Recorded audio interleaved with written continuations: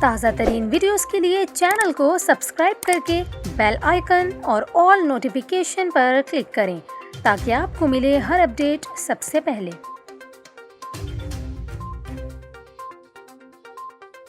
اور یہاں پر آپ کو خبر دیں، پنجاب کی وزارت اعلیٰ کے انتخاب کے لیے آج ہونے والا پنجاب اسمبلی کا اہم ترین اجلاس شدید بدنظمی کا شکار ہو گیا۔ پنجاب اسمبلی کا اجلاس ڈپٹی اسپیکر دوست محمد مزاری کی زیر صدارت آج 11:30 بجے شروع ہونا تھا، تاہم پہلے حکومتی اراکین کے اسمبلی ہال نہ پہنچنے کے باعث اجلاس تاخیر کا شکار ہوا۔ جب ڈپٹی اسپیکر دوست محمد مزاری پنجاب اسمبلی کے اجلاس کی صدارت کے لیے ہال میں پہنچے تو حکومتی اراکین کی جانب سے ان کی جانب لوٹے اچھالے گئے اور ان کی ڈائس کا گھیراؤ کیا گیا۔